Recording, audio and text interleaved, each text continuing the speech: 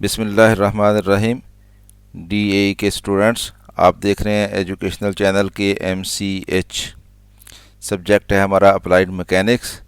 इसके न्यूमेरिकल कर रहे हैं हम। Physics 212, physics 242, chapter number 2।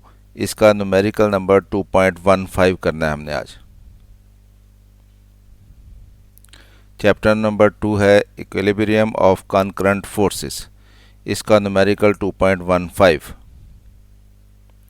Numerical है a braced sport carrying a load of 2500 Newton at a distance of 3 meter from the wall as shown in the figure। कि एक braced sport है, उसके साथ एक लोड हमने लटकाया हुआ है जो कि 2500 न्यूटन यानी 2.5 किलो न्यूटन है और वो दीवार से 3 मीटर के फासले पे है। और फिगर हमें दिखाई गई है कि फिगर कैसी बनती है उसकी। Calculate the stresses in all the members, कि इसके सारे मेंबर्स जो उनमें स्ट्रेस कैलकुलेट करना है हमने। कितने मेंबर हैं इसके?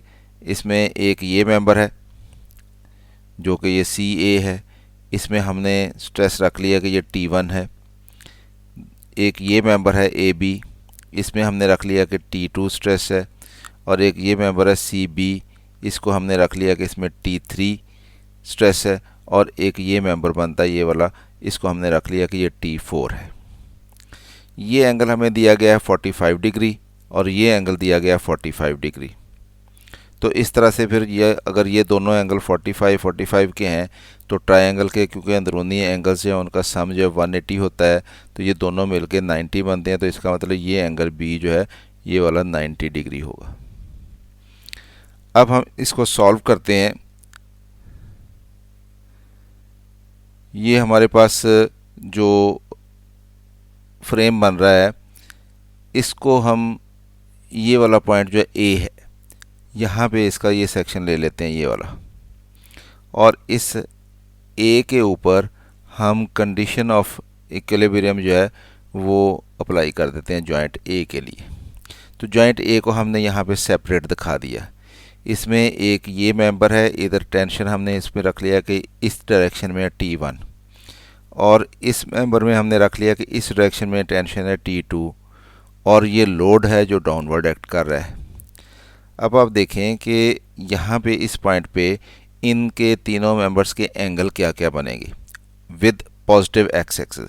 पॉजिटिव एक्स एक्सिस हमारा इस डायरेक्शन में होगा यूँ।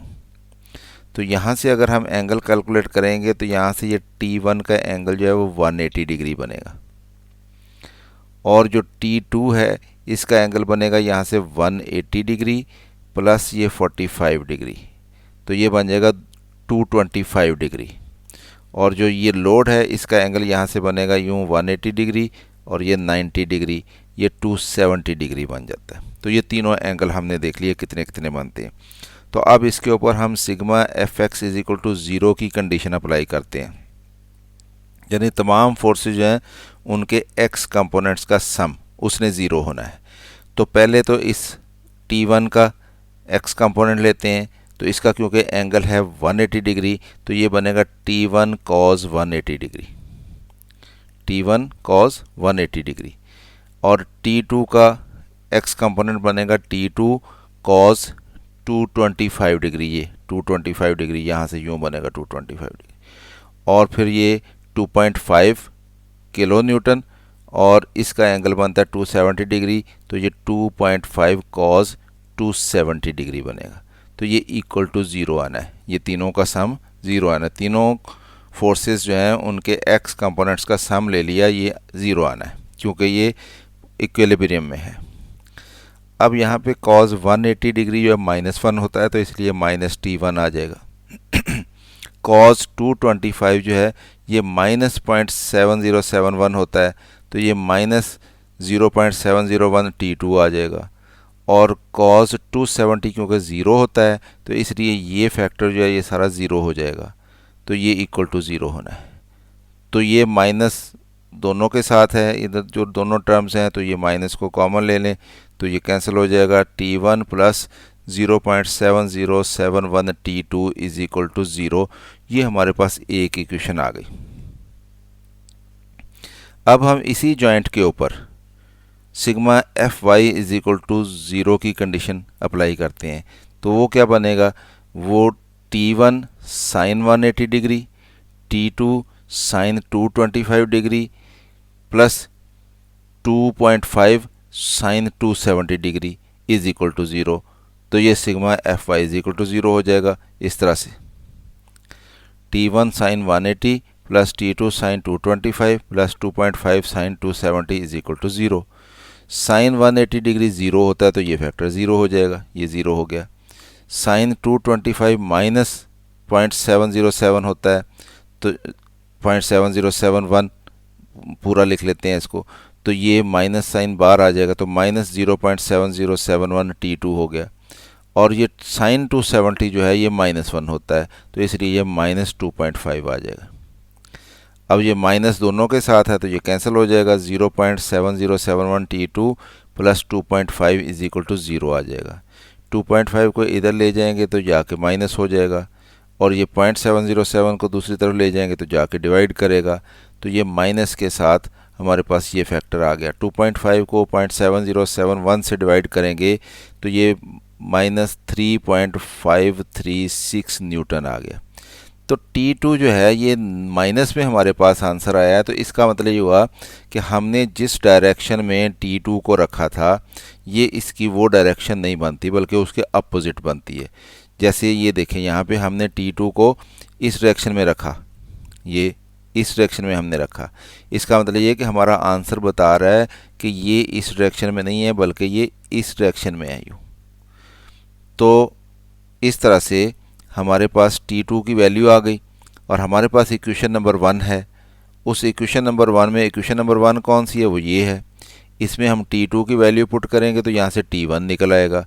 तो इस इक्वेशन में हम T2 की वैल्यू पुट कर देते हैं। Putting value of T2 in equation number 1 we get, तो T2 की वैल्यू जो है वो -3.535 निकली है। तो ये 0.7071 से मल्टीप्लाई हो जाएगी और दूसरी तरफ जाएगी तो ये मल्टीप्लाई होके बनती है 2.5। इधर ये माइनस का 2.5 बनेगा, दूसरी तरफ जाके ये पॉजिटिव हो जाएगा। तो T1 जो है वो 2.5 किलो न्यूटन निकला है। इसका मतलब ये हुआ कि हमने T1 को जिस तरफ तसव्वुर किया था इसकी वही डायरेक्शन ठीक है, यानी हमने इसको इस तरफ को रखा था तो ये इसी तरफ को है। सिर्फ T2 जो था वो हमने इस तरफ को रखा था, वो इस तरफ को नहीं है बल्कि इस तरफ को थी। तो इसलिए हमने अब जब हमने जॉइंट B लिया है तो जॉइंट B के ऊपर कंडीशन ऑफ इक्विलिब्रियम अप्लाई करनी है हमने। तो जॉइंट B जो है वो यहाँ पे देखें क्या बनता है, ये जॉइंट B है आपके सामने, ये वाला जॉइंट B बनता है, ये वाला। इसमें अब ये फोर्स तो हमें पता चल गया कि ये इस डायरेक्शन में है और ये भी पता चल गया कितनी है, तो इसलिए ये तो नॉन फोर्स हो गई जो कि इस डायरेक्शन में होगी। बाकी अब इसको और इसको हमने मालूम करना है कि ये कितनी कितनी है। अब जब हम इसकी बात करेंगे तो ये एंगल क्योंकि 45 डिग्री है तो T2 का ये वाला एंगल जो है ये भी 45 डिग्री बनेगा, ये वाला, ये। और ये एंगल जो है 90 डिग्री है तो इसका मतलब T3 का जो एंगल बनेगा वो 90 प्लस 45 बन जाएगा। और ये T4 जो है इसका एंगल जो है वो यहाँ से अगर हम पॉजिटिव एक्स एक्सिस से कैलकुलेट करेंगे तो ये 180 डिग्री बनेगा यूँ। तो ये एंगल तीनों हमें मालूम हो गए। अब हम इस के ऊपर कंडीशन अप्लाई कर देते हैं। हमने ये T2 को इधर रखा, T3 इधर है और T4 जो है इस डायरेक्शन में, तीनों फोर्सेस हमने ले ली और sigma F X is equal to 0 condition apply कर देते हैं हम इक्विलिब्रियम की। तो T2 कॉज 45 डिग्री आएगा और T3 कॉज यहाँ से 45 डिग्री और यहाँ से 90 डिग्री, तो ये बन जाता है 135 डिग्री। तो T3 कॉज 135 डिग्री आएगा और T4 कॉज 180 डिग्री आएगा। ये इक्वल टू 0 होना है। अब इसमें हमारे पास कॉज 45 जो है वो 0.7071 होता है, कॉज 135 जो है ये -0.7071 होता है और कॉज 180 जो है ये -1 होता है। तो ये हमने इनकी वैल्यूज़ जो हैं यहाँ पे लगा दी, ये इक्वल टू 0 हो गया। अब हमारे पास ये 0.707 1 T2 minus 0.7071 T3 minus T4 ये इक्वल टू 0 आ गया। अब T2 की वैल्यू हमें मालूम है कितनी है, वो है 3.536 न्यूटन, हमने निकाल ली है ये। तो ये T2 की वैल्यू यहाँ पे पुट कर देते हैं यहाँ पे, तो ये मल्टीप्लाई हो गए 2.5 आ जाएगा, और ये हमारे पास आ गई टर्म यहाँ पे, और ये हमारे पास टर्म यहाँ पे आ गई। इस 2.5 को इधर ले जाएंगे तो ये जाके नेगेटिव हो जाएगा। अब ये टर्म भी नेगेटिव, ये भी नेगेटिव, और इधर 2.5 भी जाके नेगेटिव हो जाना, तो नेगेटिव सबका कैंसिल हो जाएगा। तो ये हमारे पास आ जाएगा 0.7071 T3 plus T4 is equal to 2.5। तो इसको हम इक्वेशन नंबर 1 कह लेते हैं। अब इसी जॉइंट बी के ऊपर हमने sigma F Y is equal to 0 ये कंडीशन अप्लाई करनी है। तो sigma F Y is equal to 0 की कंडीशन अप्लाई की तो T2 sine 45 degree plus T3 sine 135 degree plus T4 sine 180 degree equal to 0 आ जाएगा।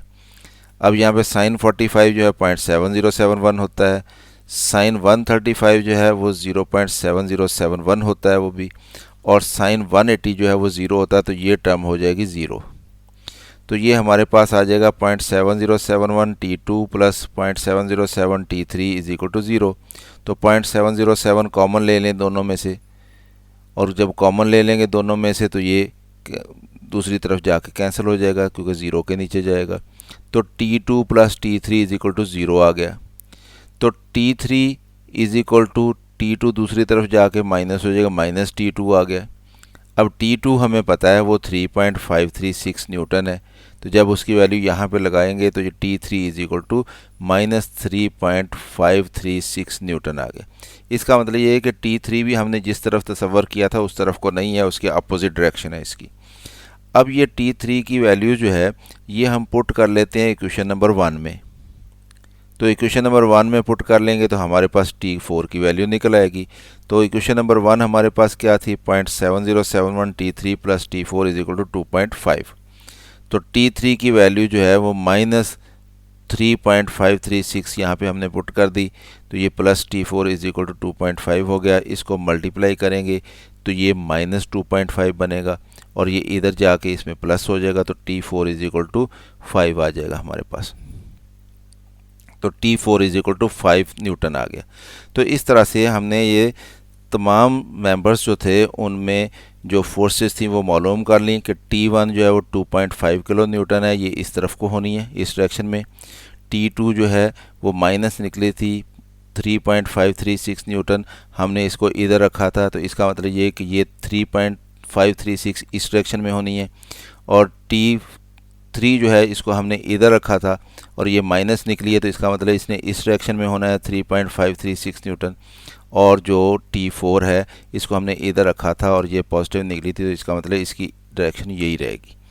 तो अब आप देखें कि ये हमारे पास जो फ्रेम हमें नज़र आ रहा है इसमें ये फोर्स और ये फोर्स ये एक क्लोज ट्रायंगल बना रही हैं, यानी ये फोर्स इधर को है, ये इधर को है, ये इधर को है। इसका मतलब इन तीनों का रिजल्टेंट जो है वो 0 हो गया।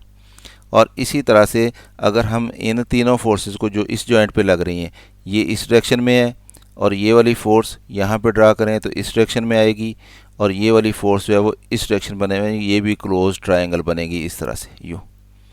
तो इस तरह से हमने इस क्वेश्चन को सॉल्व कर लिया। तो उम्मीद है आपको इसकी समझ आई होगी।